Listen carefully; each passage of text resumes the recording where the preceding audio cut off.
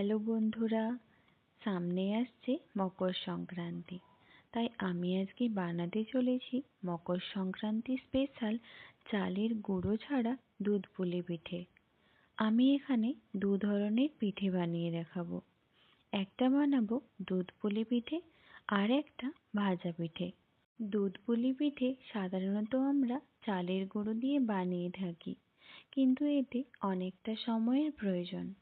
আজকে আমি চালের গুঁড়ো ছাড়া খুব কম সময়ে কিভাবে পুলি পিঠে বানাবো তা আপনারা দেখতে থাকুন। পিঠে বানানোর জন্য আমি নিয়েছি 4টে নারকেল। আমি এখানে নারকেল ছাড়িয়ে ছোট ছোট করে কেটে মিক্সিতে গুঁড়ো বানিয়েছি। এবার একটা বড় প্লেটে নারকেল গুঁড়ো নিয়ে নেব।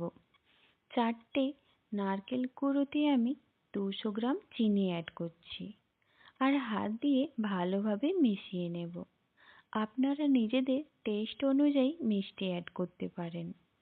এবার ফ্লেভারের জন্য আমি 5টে এলাচ থেঁতো করে নিয়েছি, এই সময় অ্যাড করে দেব।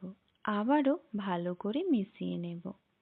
নারকেল মেশানো হয়ে গেলে এটি সাইডে রেখে দেব। এবার পুলি পিঠে বানানোর জন্য আমি 300 ml ঈষদুষ্ণ জল নিয়েছি। 3 টেবিল চামচ গুঁড়ো দুধ দিয়ে মিশিয়ে নেব। এবার আমি একটা কড়া নিয়েছি, তার মধ্যে দেব 500 ml গরুর দুধ। দুধ দিয়ে দুধটা ফুটে ওঠা পর্যন্ত অপেক্ষা করব। দুধ ফুটে উঠলে গুঁড়ো দুধের মিশ্রণটা অ্যাড করব। এবার একটা হাতা দিয়ে নেড়ে নেব আর দুধ লো টু মিডিয়াম ফ্লেমে ফুটাবো। আমি টোটাল 800 ml দুধ নিয়েছি। দুধটা আমি ফুটিয়ে 500 ml করে নেব। এর ফলে দুধটা অনেকটা মোটা হয়ে যাবে আর অনেকটা ক্ষীরের মতো খেতে হবে। দুধটা যখন ফুটতে থাকবে সেই সময় আমি পিঠে বানিয়ে নেব। আমি নিয়ে নেব 500 গ্রাম ময়দা আর দেব 1 চা চামচ লবণ। লবণের সাথে ময়দা মিশিয়ে নেব ভালো করে। এরপর অল্প অল্প করে জল অ্যাড করব আর একটা ডো বানিয়ে নেব। আমরা লুচি বানানোর জন্য যেরকমভাবে ময়দার ডো বানাই তার থেকে একটু লুজ ডো বানাতে হবে। ডো ভালোভাবে মাখানো হয়ে গেলে ঢাকা দিয়ে রেখে দেব 20 থেকে 30 মিনিটের জন্য। দুধটাও ফুটে 100 ml মতো কমে গেছে। এই সময় 3টে এলাচ, 2টো তেজপাতা অ্যাড করব আর হাতাটা দুধের মধ্যে ঠিক এইভাবে রেখে দেব। তাহলে দেখবেন দুধ ফুটে উপরে উঠে আসবে না আর সমানভাবে দুধ ফুটতে থাকবে। 30 মিনিট পর ময়দার ডো আরেকবার মাখিয়ে নেব। উপর থেকে ময়দা ছড়িয়ে দুভাগে ভাগ করে নেব। একটা ডো আমি ঢাকা দিয়ে রেখে দেব ভাজা পিঠের জন্য, আর একটা ডোতে বানাবো পুলি পিঠে। কিছুটা পিঠে আমি হাত দিয়ে বানাবো আর কিছুটা বেলনির সাহায্যে বানাবো। এবার ডো থেকে ছোট ছোট লেচি কেটে নেব। হাত দিয়ে ভালো করে গোল করে নেব। সবগুলো লেচি কাটা হয়ে গেলে একটা লেচি নিয়ে হাত দিয়ে টেনে টেনে বাটির আকৃতির মতো বানিয়ে নেব। এবার এর মধ্যে দিয়ে দেব নারকেলের পুর। এইভাবে পিঠে বানিয়ে নেব। হাত দিয়ে পিঠে বানানো হয়ে গেলে এবার বানাবো বেলনি দিয়ে পিঠে। প্রথমে বেলনির সাহায্যে ছোট ছোট করে লুচি বানিয়ে নেব। এবার হাতের মুঠোতে নিয়ে নারকেলের পুর ভরে দুটো মুখ বন্ধ করে আঙুলের সাহায্যে একটা শেপ দেব। এইভাবে সবগুলো পিঠে বানিয়ে নেব। পিঠেগুলো বানানো হয়ে গেছে।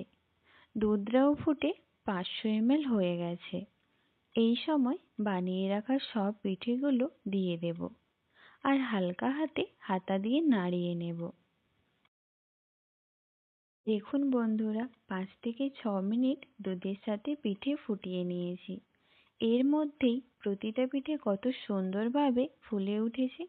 এইভাবে 10 মিনিট দুধের মধ্যে পিঠে সেদ্ধ করে নেব আর হাতা দিয়ে 3 থেকে 4 বার নেড়ে নেব। 10 মিনিট পর এক মুঠো নারকেল কুড়ো দিয়ে দেব। যেহেতু নারকেল গুঁড়োর সাথে চিনি মেশানো আছে সেই কারণে আলাদা করে দুধের মধ্যে আর চিনি অ্যাড করব না। এবার নেড়েচেড়ে ফ্লেম অফ করার আগে স্বাদ অনুসারে লবণ দিয়ে নেড়েচেড়ে ফ্লেম অফ করে দেব। দেখুন বন্ধুরা, পিঠেগুলো কত নরম হয়েছে। চামচ দিয়ে হালকাভাবে কাটলেই ইজিলি কাটা হয়ে যাচ্ছে। দুধ পুলি পিঠে তৈরি হয়ে গেছে। এবার এটাকে সাইডে রেখে দেব। এবার যে বাকি নারকেল কুড়োটা আছে সেটা দিয়ে বানাবো ভাজা পিঠে।